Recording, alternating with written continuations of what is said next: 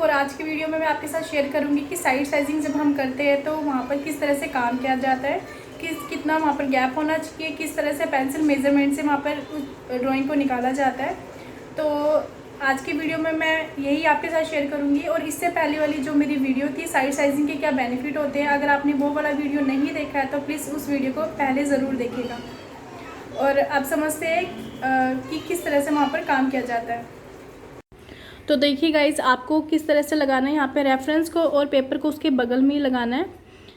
तो इससे ये बेनिफिट होगा, एक तो आपकी आई को ज़्यादा ट्रैवल नहीं करना पड़ेगा, दूसरा आप दूर जाकर अपनी ड्राइंग को देख सकते हो, रेफरेंस को एक साथ देख सकते हो, इजीली जज कर सकते हो। और मैंने यहाँ पे बॉल का यूज़ किया हुआ है, आप ईजल का भी यूज़ कर सकते हैं। और आपको गैप कितना रखना है, कम से कम 1 हाथ जितना गैप यहाँ पर होना चाहिए। जब आप इसकी आउटलाइन निकालोगे या जब आप मार्किंग करते हो इनिशियल स्टेज पर, तो कम से कम इतना गैप होना चाहिए। शोल्डर को सीधा रखना होता है इसमें आपको। स्टार्टिंग में आपको प्रॉब्लम होगी, शोल्डर का पेन होगा, लेकिन अगर आपको अच्छे से प्रोफेशनली इस फील्ड में जाना है, काम करना है, सीखना है, तो आपको ऐसे ही यहाँ पर काम करना होता है। और अपने आई लेवल पे आप इसको रख सकते हो, आप ईजल का भी यूज़ कर सकते हो। 1 हाथ जितना गैप इसलिए रखना होता है गाइस, क्यों, ताकि हम उसकी डिटेल्स को इग्नोर कर पाए और आउटलाइन पर फोकस कर पाए। तो इस तरह से यहाँ पर पेंसिल मेज़रमेंट से अब हम यहाँ पे काम करेंगे। तो आप इस चीज़ को ध्यान से समझिएगा कि पेंसिल मेज़रमेंट से कैसे काम किया जाता है। तो अब मैं यहाँ पे मार्किंग लगा रही हूँ कि उसकी जो कहाँ से वो स्टार्ट है बोतल, तो इस चीज़ की मार्किंग मैं यहाँ पर दे रही हूँ ताकि उसका जो साइज़ है वो एक जैसा आए। और यहाँ पे पेंसिल की हेल्प से मैंने उसकी जो लेंथ है बोतल की उसको मेज़र किया है और यहाँ पर मैं उसको मार्किंग लगा रही हूँ। इससे ये हो जाता है कि अब उसकी जो लेंथ है वो मुझे पता चल गई है। तो ऐसे ही पेंसिल मेज़रमेंट की हेल्प से हम अपनी पूरी ड्राइंग की लेंथ विड्थ को समझ सकते हैं, गैप को समझ सकते हैं। तो यहाँ पर ऐसे ही काम किया जाता है कि अब मैं जैसे कि बोतल की यहाँ पर साइड में कितना गैप है इससे मैं मेज़र कर सकती हूँ और अपनी यहाँ पर पेपर पर उस चीज़ पर मार्किंग लगा सकती हूँ कि इतने गैप के बाद ये वाली बोतल बनेगी। तो आपको भी ऐसे ही करना है, आप हर चीज़ का मेज़र कर सकते हो पेंसिल से, उसके बाद वहाँ पे मार्किंग लगा सकते हो। और अब पेंसिल की यहाँ पर विड्थ कितनी है इस चीज़ को समझ रही हूँ और वही विड्थ के निशान मैं यहाँ पर साइड पर लगा रही हूँ कि जो विड्थ बननी है बोतल की वो इतनी आएगी, यहाँ तक आएगी। तो इस तरह से ही आपको भी काम करना है जब आप फ्री हैंड ड्राइंग निकालते हो। जब आप पेंसिल मेज़रमेंट का यूज़ करोगे तो आपको फ्री हैंड ड्राइंग को ऐसे ही निकालना है। और स्टार्टिंग में आपको सिर्फ मार्किंग ही करनी है, आपको डिटेल को नहीं देखना होता है। स्टार्टिंग में हम सिर्फ मार्किंग ही करते हैं, तो आपको भी ऐसे ही करना है, सिर्फ मार्किंग करनी है। हर चीज़ का गैप को समझना है पेंसिल मेज़रमेंट की हेल्प से। अगर आपकी मिस्टेक हो जाती है तो उसको साथ साथ रेक्टिफाई कीजिएगा और वहाँ पर आप काम कीजिएगा।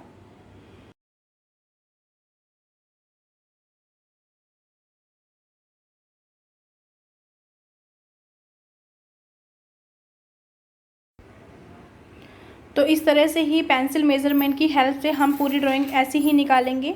तो आपको भी ऐसे ही करना है, आपको भी जो भी आप चीज़ बनाओगे उसको पेंसिल मेज़रमेंट की हेल्प से उसको मेज़र कीजिएगा, वहाँ पे आप मार्किंग कीजिएगा। और मार्किंग करते वक्त इस चीज़ का ध्यान रखिएगा कि आपके जो लाइंस हो वो क्लीन हो, ताकि ज़्यादा लाइंस होगी तो आप ही कंफ्यूज होंगे कि कौन सी लाइन करेक्ट है। तो साथ साथ उसको रेक्टिफाई कर कीजिएगा, क्लीन कीजिएगा।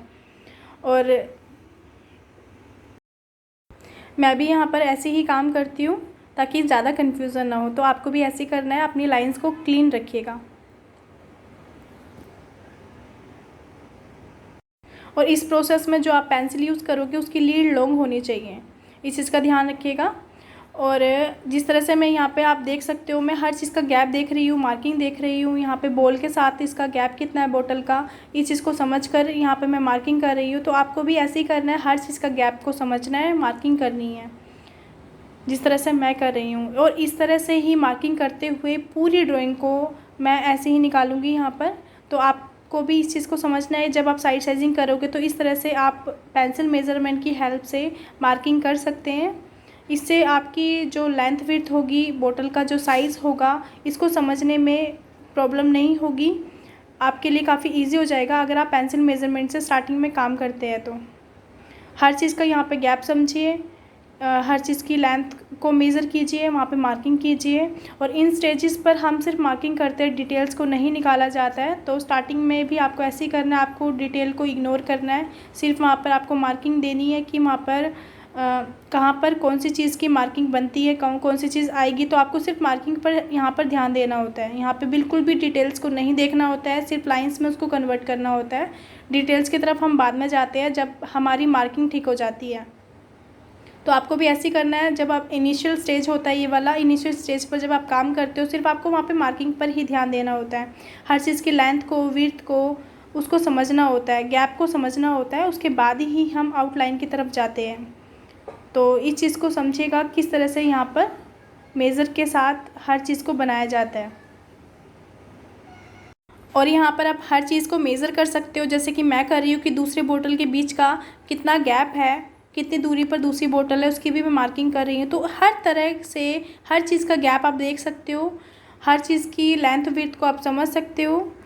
तो आपको इस तरह से ही अपनी ड्राइंग में काम करना है। आप इजीली उससे मेज़र कर सकते हो पेंसिल से और वहाँ पे मार्किंग कर सकते हो।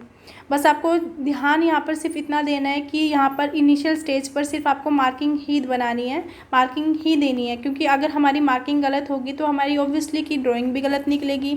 तो स्टार्टिंग में जो ये इनिशियल स्टेज होता है जहाँ पे हम सिर्फ मार्किंग करते हैं, हर चीज़ का लेंथ विड्थ को, गैप को, हर चीज़ को मेज़र करते हैं, समझते हैं, वहाँ पर मार्किंग लगाते हैं। तो यहाँ पर अगर हमने मिस्टेक कर दी तो हमारी ड्राइंग जो होगी वो ठीक नहीं निकलेगी। तो सबसे पहला पॉइंट यहाँ पर यही है कि आप इनिशियल स्टेज पर अच्छे से काम कीजिएगा। और जब इस स्टेज पर हम पेंसिल से ही मेज़र करके जब चीज़ को निशान लगाते हैं, बनाते हैं, मार्किंग करते हैं, तो यहाँ पर हमें बहुत ज़्यादा हेल्प मिल जाती है इस चीज़ को निकालने में। तो स्टार्टिंग में आपको क्या करना है, आप स्टार्टिंग में सिंपल चीज़ें ही लीजिएगा, स्टिल लाइफ से ही आप प्रैक्टिस कीजिएगा। अगर आप मुश्किल चीज़ करना चाहते हैं तो आप मुश्किल चीज़ अपनी डिफ़िकल्टीज़ बढ़ा सकते हो, लेकिन वो आपको धीरे धीरे बढ़ानी होगी। क्योंकि आप स्टार्टिंग में मुश्किल चीज़ों से ही प्रैक्टिस करोगे साइड साइजिंग में, तो आप ही को वो प्रॉब्लम होगा। तो स्टार्टिंग में सिंपल चीज़ ही कीजिएगा। तो अब हम इस तरह से ही मेज़रमेंट करते हुए इस पूरी ड्राइंग को निकालेंगे, अपनी मिस्टेक को रेक्टिफाई करते जाएंगे, हर चीज़ की मार्किंग करेंगे, हर चीज़ को मेज़र करेंगे पेंसिल की हेल्प से। तो इस तरह से ही साइड साइजिंग में पेंसिल मेज़रमेंट से पूरी ड्राइंग को निकाला जाता है। तो आप देख सकते हो कितने ईजिली हम हर चीज़ को मेज़र करते हैं, मार्किंग करते हैं, वहाँ पर हर चीज़ को समझते हैं और उसकी आउटलाइन के लिए हम वहाँ पर निशान बनाते हैं। तो आपको भी ऐसे ही करना है। जब आप साइजिंग करोगे तो हर चीज़ को मेज़र कीजिएगा, हर चीज़ को आप ऑब्ज़र्व कीजिएगा, निशान बनाइएगा। और जब हमारी ये वाला स्टेज ख़त्म हो जाता है जिसमें हम सिर्फ मार्किंग करते हैं, उसके बाद हम इसकी आउटलाइन पर ही काम करते हैं। तो अब इस वीडियो को आप ध्यान से देखिएगा कि किस तरह से यहाँ पर पेंसिल मेज़रमेंट की हेल्प से पूरी आउटलाइन की यहाँ पर मार्किंग की जाती है, ताकि इसकी जो आउटलाइन है, जो इसकी जो साइज़ है बोतल का, हर चीज़ का जो भी ऑब्जेक्ट यहाँ पे रखे हुए हैं, तो यहाँ पर जो इसका साइज़ है इसको सेम साइज़ में बनाने का हमें काफ़ी बेनिफिट मिल जाता है अगर हम पेंसिल मेज़रमेंट से उस चीज़ को बनाते हैं। और अभी तो हम पेंसिल मेज़रमेंट से बनाते हैं, कुछ टाइम के बाद आप सिर्फ इसको ऑब्ज़र्व करके इसकी मार्किंग कर सकते हो, जिसमें आपको पेंसिल मेज़रमेंट की भी ज़रूरत नहीं पड़ेगी। उसके लिए आपको बहुत ज़्यादा प्रैक्टिस करनी होगी। अभी तो आप पेंसिल मेज़रमेंट से भी कर सकते हो, लेकिन कुछ टाइम के बाद आप अपनी डिफ़िकल्टीज़ बढ़ा सकते हो। आप इसको सिर्फ ऑब्ज़र्व करके लाइन्स को आप बिना मेज़रमेंट के भी उस चीज़ को धीरे धीरे आप निकाल पाओगे। तो इस तरह से आप स्टार्टिंग में तो पेंसिल मेज़रमेंट का यूज़ कीजिएगा, लेकिन कुछ टाइम के बाद जब आप इसकी ज़्यादा प्रैक्टिस करोगे तो आप इस चीज़ को सिर्फ ऑब्ज़र्व करके खुद से ही दूर जाकर भी आप इसको बिना मेज़रमेंट किए भी बना सकते हो। तो स्टार्टिंग में तो आपको पेंसिल मेज़रमेंट का ही यूज़ करना है और उसके बाद आप अपनी डिफ़िकल्टीज़ बढ़ा सकते हो, बिना मेज़र के भी आप इस चीज़ को निकाल सकते हो। जैसे कि मैं जब पोर्ट्रेट बनाती हूँ, कोई भी मैं जब साइड साइजिंग करती हूँ तो मैं मोस्टली ऑब्ज़र्व करके ही करती हूँ, पेंसिल मेज़रमेंट से मैं नहीं करती हूँ। तो स्टार्टिंग में आपको सिर्फ पेंसिल मेज़रमेंट से ही करना है, उसके बाद आप अपनी डिफ़िकल्टीज़ धीरे धीरे बढ़ा सकते हो। उसके लिए आपको बहुत ज़्यादा प्रैक्टिस करनी होगी। ऑब्ज़र्वेशन आपका, इस चीज़ को करने से आपका ऑब्ज़र्वेशन भी बढ़ेगा, तो सब कुछ यहाँ पे इम्प्रूव होगा आपका। तो आपको बस ये करना है कि स्टार्टिंग में आप पेंसिल मेज़रमेंट का यूज़ कीजिएगा, और हर एक स्टेजेस को जब हम इनिशियल स्टेज पर सिर्फ मार्किंग करते हैं, उसके बाद भी हमें वहाँ पर पूरा टाइम देना होता है समझने के लिए कि जौन सी हमने मेज़रमेंट करके जो यहाँ पर हमने मार्किंग की है वो लाइन भी हमारी ठीक है कि नहीं है, क्योंकि हर चीज़ को यहाँ पर ऑब्ज़र्व करना होता है और यहाँ पे प्रॉपर आपको टाइम देना होता है हर चीज़ को समझने के लिए। आप अपनी मिस्टेक्स को दूर जाकर देख सकते हो। और इस स्टेज के बाद आता है आउटलाइन को, जब हम पूरी आउटलाइन को उसको निकालते हैं, तो आप जब इसकी मार्किंग पूरी कर लोगे उसके बाद आप इसकी आउटलाइन पर काम कर सकते हो। तो गाइज़, इस वीडियो में आपको अब साइड साइजिंग में किस तरह से पेंसिल मेज़रमेंट से काम किया जाता है ये आपको अब समझ में आ गया होगा। यदि आपको कोई भी क्वेरी हो, कुछ भी आपको पूछना हो, तो आप मुझे कमेंट बॉक्स में ज़रूर बताइएगा। तो यहाँ पर मेरी जो मार्किंग हो चुकी है गाइज़, इसके बाद नेक्स्ट स्टेप आता है इसकी आउटलाइन का। तो आउटलाइन कैसे निकाली जाती है, तो इस वीडियो को आप एंड तक देखोगे तो आपको ये चीज़ क्लियर हो जाएगी कि मार्किंग के बाद हम यहाँ पर आउटलाइन कैसे निकालते हैं। तो सबसे मेन पॉइंट यही होता है कि मार्किंग जितनी सही होगी आपकी, उतनी ही अच्छी आपकी आउटलाइन निकलेगी। तो आपको सिर्फ इसकी मार्किंग पे ध्यान देना है। इसकी जो हमने पेंसिल मेज़रमेंट से जितनी भी हमने मार्किंग की है, हर चीज़ को समझते हुए उस चीज़ को ऑब्ज़र्व करना है दूर जाकर, और इस चीज़ को बार बार मेज़र भी कर सकते हो, आप ऑब्ज़र्व भी कर सकते हो। वहाँ पर टाइम दीजिएगा प्रॉपर, उसके बाद ही इसकी आउटलाइन निकालिएगा। अब इस स्टेज के बाद हम यहाँ पर आउटलाइन कैसे निकालते हैं, तो उसको समझने के लिए आप इस वीडियो को एंड तक ज़रूर देखिएगा। ये वीडियो आपके लिए बहुत ही यूज़फुल होगा अगर आप इस चीज़ को समझते हो कि साइड साइजिंग से कैसे पेंसिल मेज़रमेंट की हेल्प से ड्राइंग को निकाला जाता है। तो गाइज़, इस वीडियो को आप एंड तक ज़रूर देखिएगा।